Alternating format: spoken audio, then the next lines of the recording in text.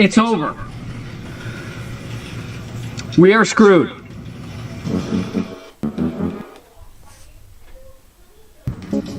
Clark, it's the gift that keeps on giving the whole year.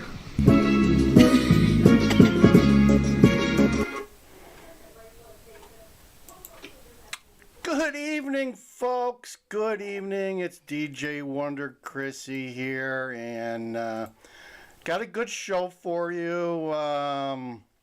Gonna talk about what's going on and the angry consumer. But we've got a few other things to cover first. Let's see if I can find them. Let's see here. I don't think that's it.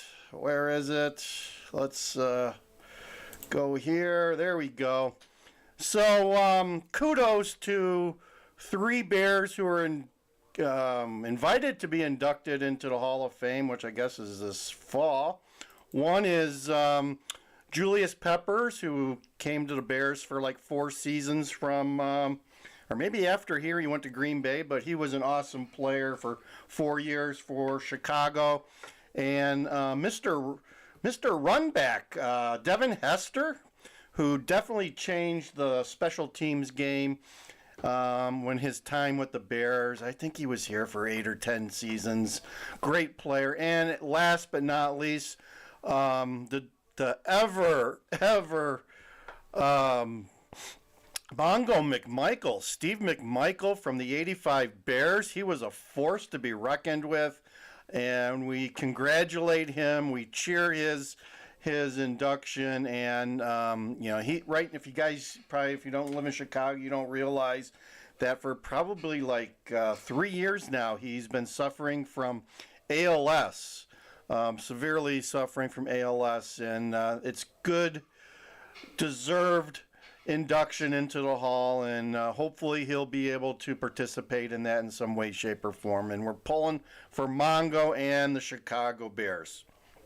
Okay, so you might notice that I'm wearing a Coors Light shirt, and this is one of the topics I wanted to discuss.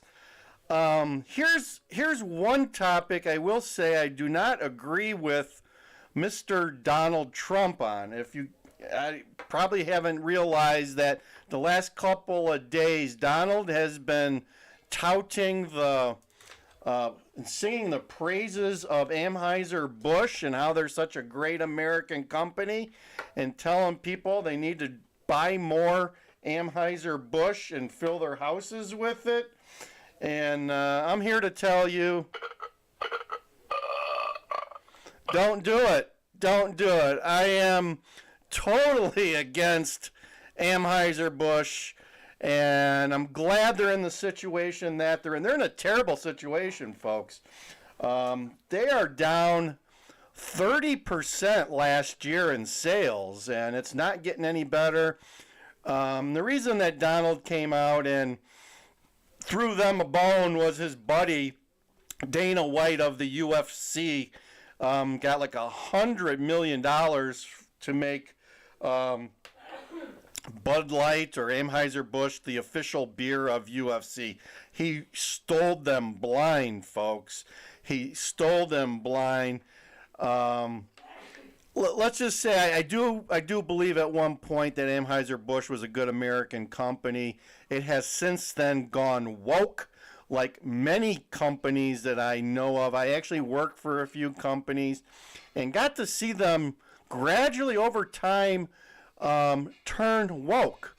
It's through this DEI stuff and also what they call ESG, environmental and sustainability governance, where there is a faction group coming out of the WEF that set up this whole ESG criteria, which if you're in the stock market and everything, there's actually an ESG score on every stock in the world now. And they utilize that to hang threats over companies and starve them of cash on the stock market. So that's what they've been doing. And a lot of these companies have been held hostage by ESG people, and one of their demands is that you do all this woke stuff and be inclusive and all this other bullarchy, we'll call it, right? Bullarchy. And that's why I'm wearing my core shirt. But I am going to I have a video here for you guys. Let's do that one first. Let's see. Here's a Bud in their heyday. 8 years ago, here's a commercial that is just a rocking commercial. How you doing? How you doing? How you doing? How you doing? Well, thanks for asking. I'm doing fine. Just got in today. My brother-in-law picked me up at the airport. Mighty big airport. Let me move that up a little bit. Port y'all got here, and the people here are so nice. You want a beer? I want a bud. How you doing? How you doing? How you doing? How you doing? How you doing? I'm doing fine. I just got here today. My brother-in-law picked me up at the airport, and the people sure are nice. Nice people. How you doing? How you doing? How you doing? I'm doing fine. I just got here. My brother-in-law came to pick me up from the airport. So there you go. They did a whole series of how you doing. I don't know. There's another one that I wish I could find here for you. Here's one. This one's like 20 years ago. This was the heyday, folks. This was the heyday. So let's play this one too. As long as we're doing how you doing here. Let me get you guys a better look at that. There you go. All right. So let's do this one. This is the classic one that I saw. How you doing? How you doing? Yeah. How you doing? How you doing? Jerry there? Yeah. How you doing? How you doing? How you doing? How you doing? How you doing?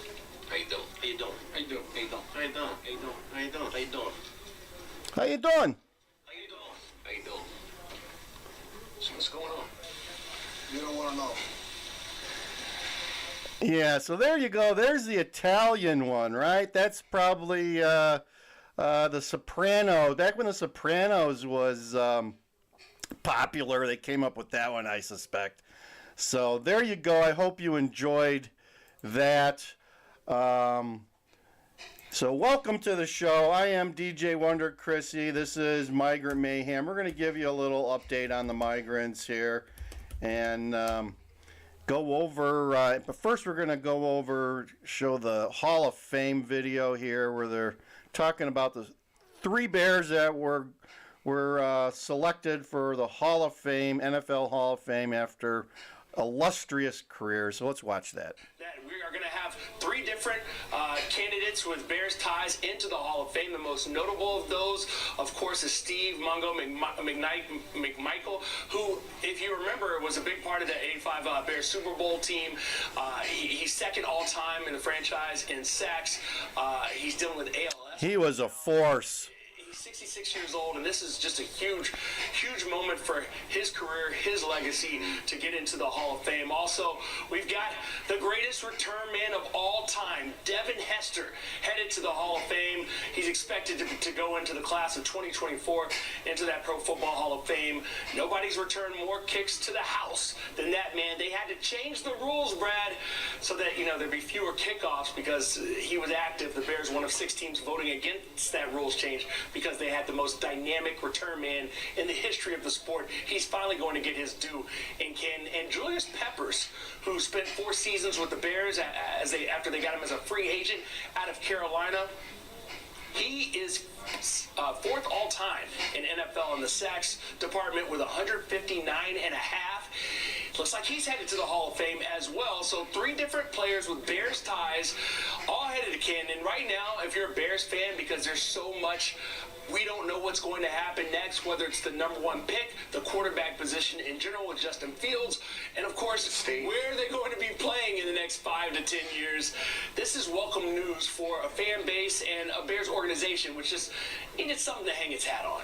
I mean, you're absolutely right. Huge news. And God bless Mongo McMichael, Devin Hester. Hey, if you're good enough to change the rules of the game, you belong in the Hall. And Julius Peppers, frankly, a name I hadn't heard of in a long time. I was a beast, Brad. Tecmo Bowl maybe a couple times. Wow, don't date yourself like that, Brad. They don't need to know that. People don't even know what Tecmo Bowl is that are watching the stream. No. If they played it, they'd stop playing it thinking this is boring. Okay. So there you go. I wish the Bears would decide where they're going with their stadium. They got like 5 different sites. The problem with the Bears is the family that currently owns them hasn't gotten any better over time. We had the same issue many years ago when they threatened to move out of the city of Chicago and kind of held it over the city's head to get Soldier Field redone. But they didn't spend enough money, and they're still the state of Illinois and the city of Chicago is still paying for the remodel of Soldiers Field, which was like 20 years ago, I think now. They still owe like $600 million. So I don't know what they're going to do with that when the Bears decide to move on, but expensive redo that still's got another 20 years to repay it probably.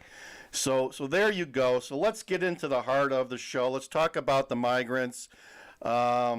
Not a lot happening since yesterday. If you watched the update we gave yesterday, I did see Lurie's, which is really not directly related to the migrants, but Lurie's Children's Hospital came out and said, yes, they've had a cyber attack happen at their facility, and they're trying to recover from that, and they are crippled beyond anything. I mean, they are just really reeling from this cyber attack, and we hope that they can get their hands around it, but it's going to be a long haul for them to come out of the cyber attack that are in.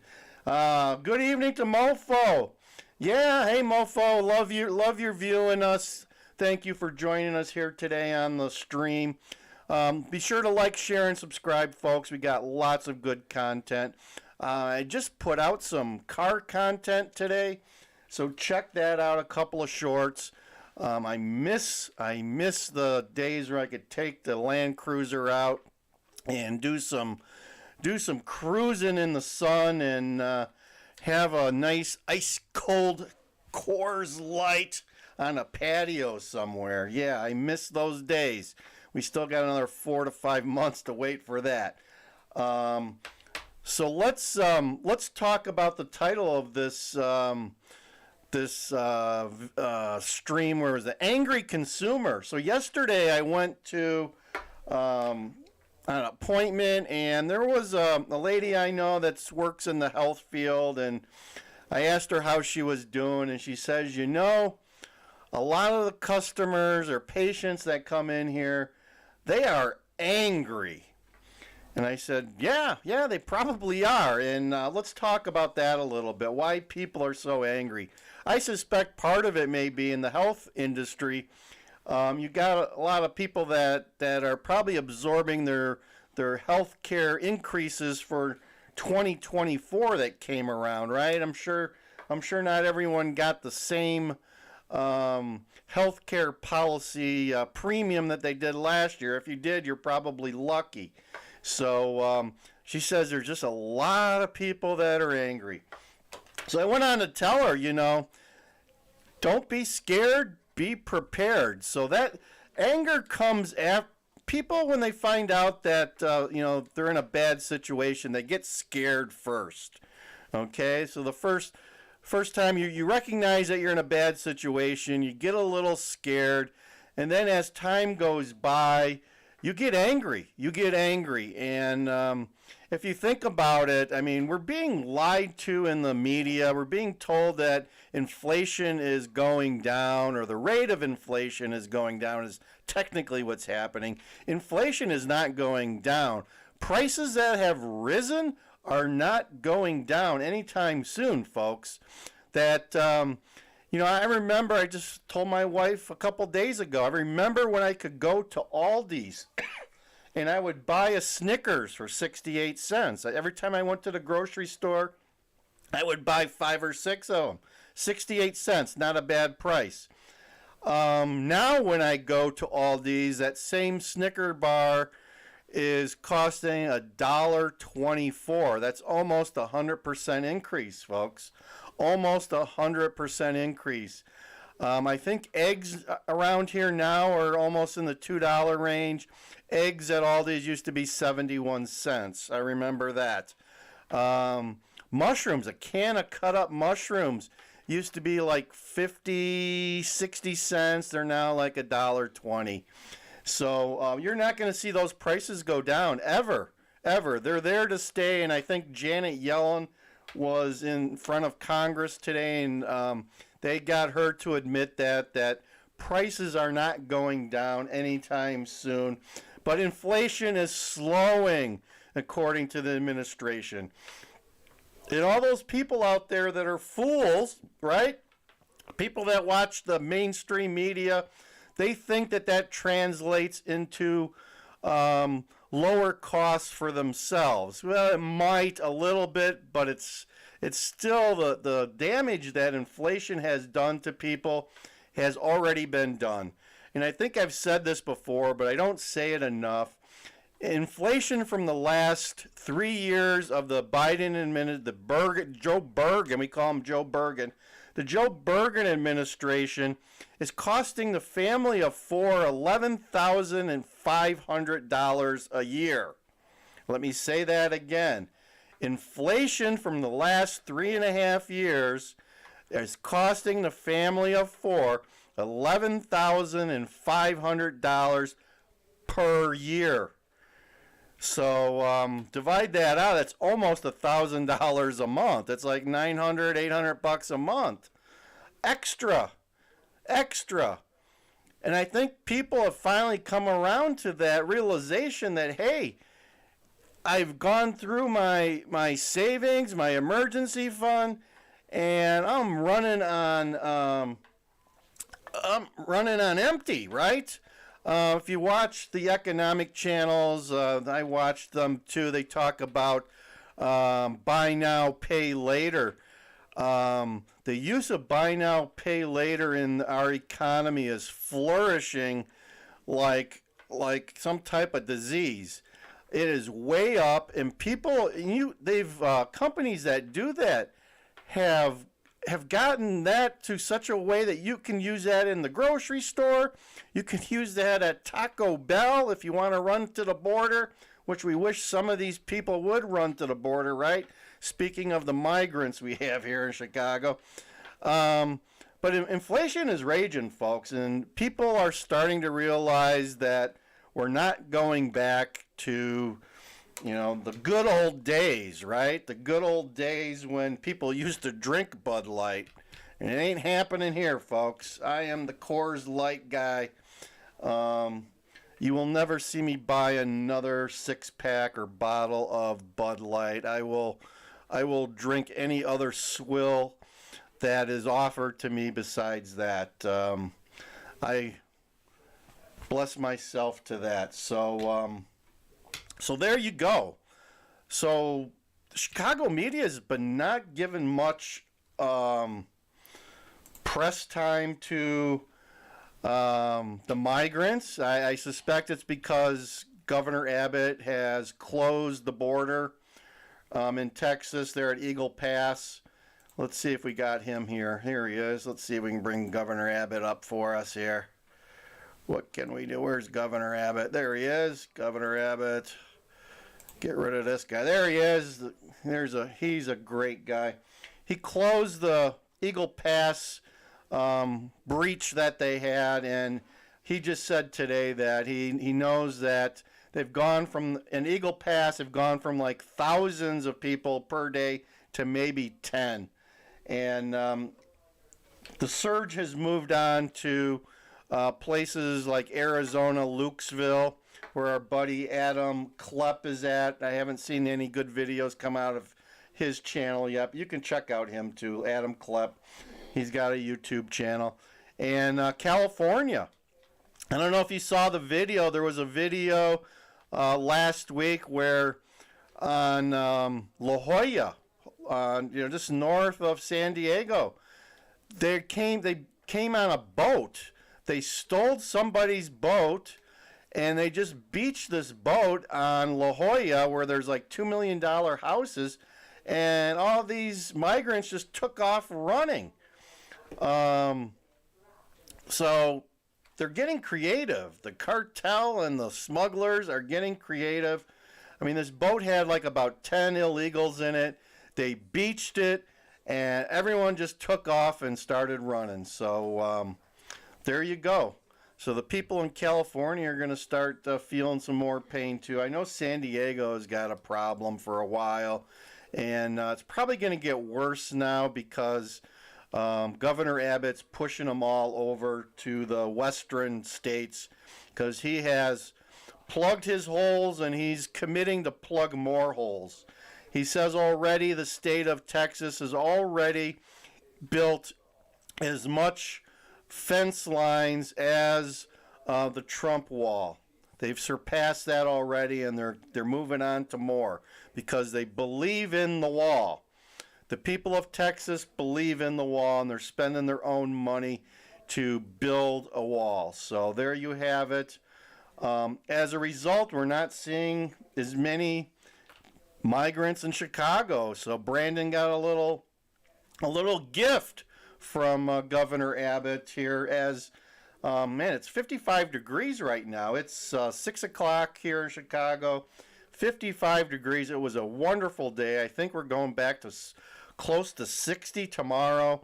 We're probably 20 degrees above average today and tomorrow. We're going to go back down in probably the mid to low 40s the next couple of days, but it's been beautiful weather here, and they actually had some further south. They had some tornado warnings come out.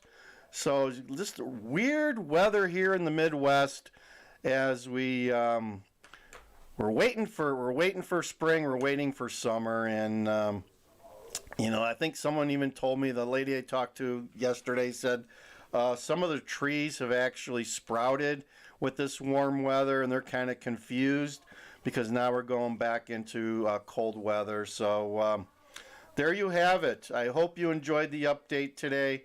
Thank you for joining us. Please like, share, and subscribe. Leave your comments down below. What do you think about the migrants? What do you think about how Chicago's handling it? We're definitely feeling the financial crunch, and like I said, the money that the city of Chicago has allocated for the migrants is going to run out in the middle of April. So we're going to see some fireworks and some people running around like their heads have been cut off, like a rooster or something, come the middle of April. And it's not going to be very, very, very good. So I hope you enjoy the Super Bowl this weekend. Let me play one more this was a Super Bowl commercial in 2008.